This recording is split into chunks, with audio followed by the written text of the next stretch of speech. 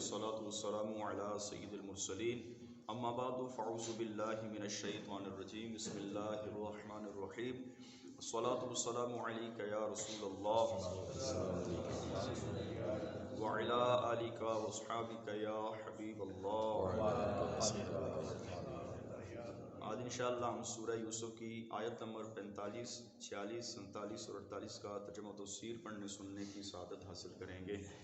اعوذ باللہ من الشیطان الرجیم بسم اللہ الرحمن الرحیم واستبق الباب وقدت قمیصه من دبر والف یا سیدہا لدى الباب قالت ما جزاء من اراد باہلک سوءا الا ان یسجن او عذاب علیم۔ اور وہ دونوں دروازے کی طرف دوڑے اور عورت نے ان کی قمیص کو پیچھے سے پھاڑ دیا، اور دونوں نے دروازے کے پاس عورت کے شوہر کو پایا تو عورت کہنے لگی اس شخص کی کیا سزا ہے جو تمہاری گھر والی کے ساتھ برائی کا ارادہ کرے، یہی کہ اسے قید کر دیا جائے یا دردناک سزا دی جائے۔ جب زلیخا حضرت یوسف علیہ السلام کے درپے ہوئی اور حضرت یوسف علیہ السلام نے اپنے رب تعالیٰ کی برہان دیکھی تو آپ علیہ السلام دروازے کی طرف بھاگے اور زلیخا آپ علیہ السلام کے پیچھے انہیں پکڑنے کے لیے بھاگی۔ جب حضرت یوسف علیہ السلام جس دروازے پر پہنچتے اس کا تالا خود بخود ہی کھل کر نیچے گر جاتا۔ آخر کار زلیخا حضرت یوسف علیہ السلام تک پہنچی اور اس نے آپ کا کرتا پیچھے سے پکڑا اور آپ کو اپنی طرف کھینچا کہ آپ باہر نہ نکل پائیں، لیکن آپ غالب آئے اور دروازے سے باہر نکل گئے۔ زلیخا کے قمیص کھینچنے کی وجہ سے حضرت یوسف علیہ السلام کی قمیص پیچھے سے پھٹ گئی، اور حضرت یوسف جیسے ہی باہر نکلے آپ علیہ السلام کے پیچھے زلیخا بھی نکلی تو انہوں نے زلیخا کے شوہر یعنی عزیز مصر کو دروازے کے پاس پایا۔ فوراً ہی زلیخا نے اپنی براعت یعنی اپنی آزادی ظاہر کرنے یعنی بے قصور ہونا ظاہر کرنے اور حضرت یوسف علیہ السلام کو اپنے مکر سے خوفزدہ کرنے کے لیے حیلہ تراش کیا اور اپنے شوہر عزیز مصر سے کہنے لگی اس شخص کی کیا سزا ہے جو تمہاری گھر والی کے ساتھ برائی کا ارادہ کرے۔ اتنا کہہ کر زلیخا کو اندیشہ ہوا کہ کہیں عزیز مصر طیش میں آ کر حضرت یوسف کے قتل کے درپے نہ ہو جائے، اور یہ زلیخا کی شدت محبت کب گوارا کر سکتی تھی،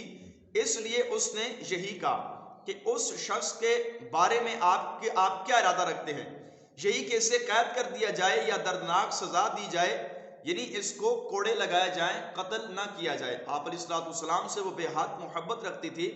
قال وهي راودتني عن نفسي شهد شاهد من اهلها ان كان قميصه قد من قبل فصدقت وهو من الكاذبين وان كان قميصه قد من دبر فكذبت وهو من الصادقين فلما راى قميصه قد من دبر قال انه من كيدكن ان كيدكن عظيم۔ یوسف نے فرمایا اسی نے میرے دل کو پھسلانے کی کوشش کی ہے، اور عورت کے گھر والوں میں سے ایک گواہ نے گواہی دی کہ اگر ان کا کرتا آگے سے پھٹا ہوا ہو تو پھر عورت سچی ہے، یہ سچے نہیں۔ اگر آپ علیہ السلام کا کرتا پیچھے سے پھٹا ہوا ہے تو عورت جھوٹی ہے اور آپ علیہ السلام سچے ہیں۔ پھر جب عزیز مصر نے ان کا کرتا پیچھے سے پھٹا ہوا دیکھا تو کہا بے شک یہ تم عورتوں کا مکر ہے، بے شک تمہارا مکر و فریب بہت بڑا ہے۔ جب حضرت یوسف علیہ السلام نے دیکھا کہ زلیخا الٹا آپ پر ہی الزام لگاتی ہے اور آپ کے لیے قید و سزا کی صورت پیدا کرتی ہے تو آپ علیہ السلام نے اپنی براعت کا اظہار کیا اور حقیقت حال بیان فرما کر سمجھایا اور فرمایا یہ مجھ سے برے فعل کی طلبگار ہوئی، میں نے اس سے انکار کیا اور میں بھاگا۔ عزیز مصر نے کہا اس بات پر کس طرح تمہارا یقین کیا جائے؟ حضرت یوسف علیہ السلام نے فرمایا کہ اس گھر میں ایک 4 مہینے کا چھوٹا سا بچہ ہے جو جھولے میں کھیل رہا ہے، جو زلیخا کے ماموں کا لڑکا ہے، اس سے آپ دریافت کرنا چاہیں تو کر لیں۔ عزیز مصر نے کہا 4 مہینے کا بچہ کیا جانے اور کیسے بولے؟ حضرت یوسف علیہ السلام نے فرمایا اللہ تبارک و تعالیٰ اس کو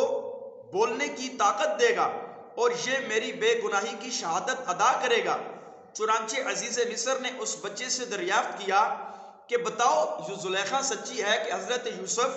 اللہ تبارک و تعالیٰ کی قدرت کاملہ سے وہ بچہ بولنے لگا اور 4 مہینے کے بچے نے بول کر کہا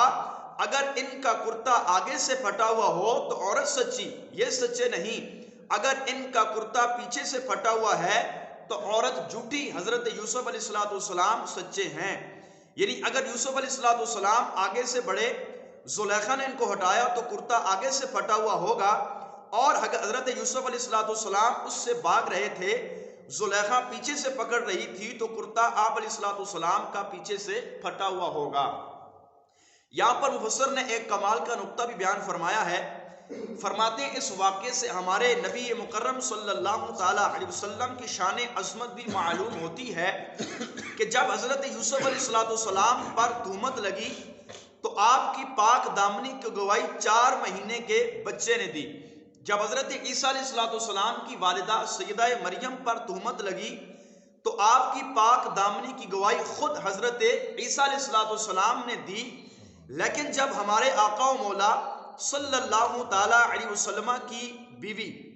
ام المؤمنین حضرت سیدنا عائشہ صدیقہ طیبہ طاہرہ زاہدہ رضی اللہ تعالی عنہا پر جب تہمت لگی تو آپ کی پاک دامنی کی گواہی نہ تو کسی فرشتے نے دی، نہ تو کسی نبی نے دی، نہ تو کسی بچے نے دی، اپنے محبوب کی زوجہ محترمہ کی پاک دامنی کی گواہی خود اللہ تبارک و تعالیٰ نے ارشاد فرمائی، اور سورہ نور کے اندر 18 آیتیں اللہ تعالیٰ نے آپ کی شان و عظمت پر بیان فرمائی ہیں۔ مفتی احمد یار خان صاحب فرماتے ہیں خیال رہے کہ چند شیر خوار یعنی دودھ پینے والے بچوں نے کلام کیا ہے، ان میں حضرت یوسف علیہ السلام کا گواہ یہ بچہ ہے، ایک ہمارے آقا کے آپ علیہ السلام نے پیدا ہوتے ہی اللہ تعالیٰ کی حمد کی، ایک حضرت عیسیٰ علیہ السلام اور ایک حضرت مریم رضی اللہ تعالی عنہا، حضرت یحییٰ علیہ السلام، حضرت ابراہیم علیہ السلام، اور اس عورت کا بچہ جس پر زنا کی تہمت لگائی گئی تھی وہ بے گناہ تھی، اس کے بچے نے گواہی دی، ایک خندق والی معصیت زدہ عورت کا بچہ یعنی اصحاب اخدود، حضرت آسیہ رضی اللہ تعالی عنہا کی کنگھی کرنے والا بچہ مبارک یمامہ یعنی جس نے پیدا ہوتے ہی نبی پاک کے حکم سے گواہی دی،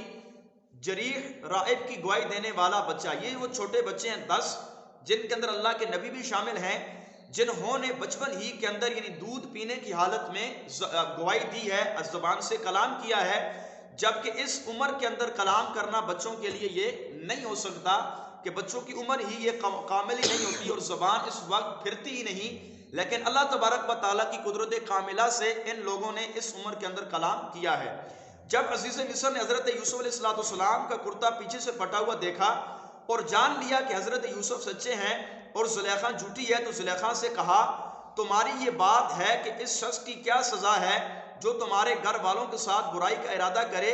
یہ صرف تم عورتوں کا مکروہ ہے، بے شک تمہارا مکروہ و فریب بہت بڑا ہے جس کی وجہ سے تم مردوں پر غالب آ جاتی ہو۔ اللہ تبارک و تعالیٰ کی بارگاہ میں دعا ہے اللہ کریم ہم سب کو بھی عورتوں کے اس مکروہ و فریب سے محفوظ فرمائے، اللہ تعالیٰ ہم سب کی بھی عزتوں کی حفاظت فرمائے، آمین بجاہ النبی الامین صلی اللہ علیہ وسلم۔